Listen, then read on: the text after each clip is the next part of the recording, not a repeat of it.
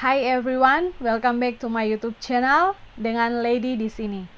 Jangan lupa subscribe, like, dan share video ini karena berbagi itu indah. Langsung saja, kemarin saya sudah upload video saya tentang pengalaman saya di majikan saya yang pertama dapat majikan yang sangat strict. Ketika saya upload dan tadi pagi saya bangun paginya saya terpikir, sepertinya ada beberapa tips yang kamu bisa bagikan yang mungkin bisa menolong teman-teman calon TKW yang baru pertama kali ke Singapura. Dan akhirnya saya putuskan untuk saya buat video ini. Ya, buat teman-teman yang baru pertama kali ke Singapura yang sudah punya perasaan takut, aduh jangan-jangan saya sampai ke Singapura, saya dapat majikan yang strict sama seperti majikannya Lady. Ya, bagaimana ya caranya? Seperti itu. Oke, jadi saat ini saya punya beberapa tips bagaimana menghadapi majikan yang strict. Ini disclaimer, ini pengalaman pribadi ya, bukan dari mana-mana. Ini pengalaman pribadi sendiri. Ini yang saya lakukan ketika 8 bulan saya berada di majikan saya yang strict itu. Tips yang pertama adalah apa yang saya lakukan ketika saya dapat majikan yang begitu strict. Yang pertama adalah Yang pertama adalah saya memilih untuk sabar. Ya.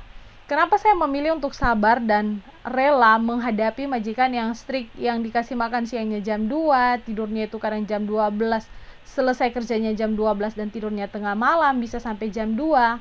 Saya memilih untuk sabar. Kenapa? Karena saya punya pertimbangan. Kalau saya hari itu memilih untuk pulang balik Indonesia atau saya kembali ke agensi dan minta tukar majikan, belum tentu kalau saya minta tukar majikan itu saya rilis papernya ditandatangani. Dan kalau saya minta pulang ke Indonesia, saya berpikir bahwa saya akan bayar biaya yang cukup besar, sekitar 40 jutaan, $3.300 ya jumlah potongan saya. Jadi daripada saya memberatkan keluarga saya memilih untuk sabar, walaupun sebenarnya sudah tidak sabar karena ya agak berat seperti itu karena majikannya yang sangat strict. Terus tips yang kedua adalah apa? Tips yang kedua adalah saya memilih untuk cuek. Jadi waktu majikan itu marah-marah, saya dimarah-marah dengan hal yang saya rasa saya benar, tapi kenapa saya dimarah-marah? Jadi dia bicara, masuk telinga kiri, keluar telinga kanan, atau masuk telinga kanan, keluar telinga kiri. Jadi saya cuek. Jadi ketika majikan itu marah-marah, saya hanya menjawab iya, iya, dan iya.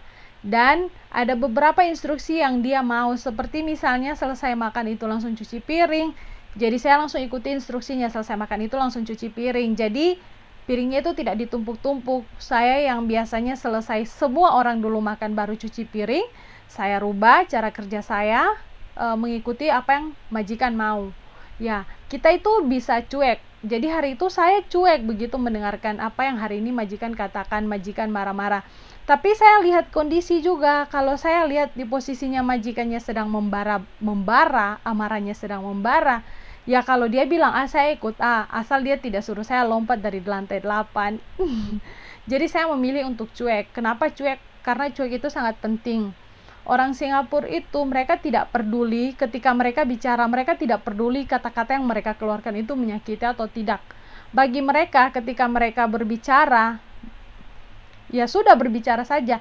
Itu yang saya temui ya, itu yang saya temui. Mungkin ada teman-teman yang nonton video ini yang bisa bilang, oh tidak, orang Singapura itu tidak seperti itu. Ini yang saya temui. Mohon maaf kalau saya salah. Tips yang ketiga adalah saya selesai kerja ketika masuk dalam kamar, saya sebagai seorang Kristen, saya baca Alkitab dan berdoa. Karena saya tidak punya teman, saya tidak bisa bercerita, saya tidak punya handphone untuk komunikasi. Jadi cara terbaik bagi saya adalah berdoa dan baca Alkitab. Dan puji Tuhan saya dikuatkan dengan cara yang ketiga ini, yaitu berdoa dan baca Alkitab. Karena kalau kita tidak punya siapa-siapa dan saya tidak punya siapa-siapa, dan kalau hari itu saya tidak berdoa, mungkin saya bisa putuskan untuk hari itu saya bunuh diri karena memang tekanannya itu sangat-sangat tertekan seperti itu. Jadi bagi teman-teman jangan lupa satu hal ini, kalian harus berdoa bukan cuma ketika dapat majikan yang strict ya, tidak, tapi jangan lupa untuk selalu berdoa ketika kalian itu jauh dari keluarga ya.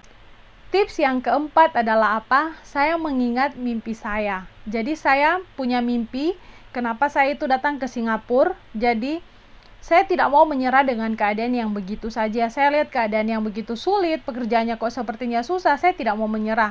Saya menguatkan diri saya dengan mengatakan bahwa, Lady, kamu tidak boleh pulang ke Indonesia kalau kamu belum berhasil. Berhasil maksudnya adalah apa? Bukan berhasil orang melihat saya berhasil, tidak. Tapi saya harus bisa membuat diri saya sendiri bangga. Ya, itu 4 tips dari saya, kenapa saya bisa bertahan sampai 8 bulan di rumah majikan. Oh iya, saya punya tips yang lain. Bukan tips yang lain, saya tidak mau munafik ya, tapi saya punya handphone siluman. Akhirnya saya kumpul uang gaji saya sekitar 3 bulan. 3 bulan saya kumpul gaji dan akhirnya saya beli handphone siluman. Makanya saya bisa bertahan 8 bulan. Tapi bagi teman-teman yang baru pertama kali datang kerja ke Singapura, saya tidak sarankan mengikuti tips saya yang terakhir, itu punya HP siluman. Karena itu resikonya sangat tinggi ya. Kalau ketahuan sama majikan, kalian itu bisa dipulangkan ke Indonesia dan bisa bayar biaya proses yang sangat mahal. Itu resikonya tinggi. Jadi buat teman-teman, terima kasih sudah nonton, sudah mendengarkan ocehan saya, tips saya. Semoga video ini bermanfaat. Semoga tips-tips saya ini bisa mungkin bermanfaat bagi teman-teman yang ketika nanti datang ke Singapura terus dapat majikan yang strict. Thank you sudah nonton. Jangan lupa subscribe, like, dan share video ini. Oke, mungkin bagi teman-teman, keluarga, atau siapa saja yang kalian kenal yang butuh video ini, kalian bisa share video ini. Jangan lupa subscribe. Thank you for watching. Bye-bye.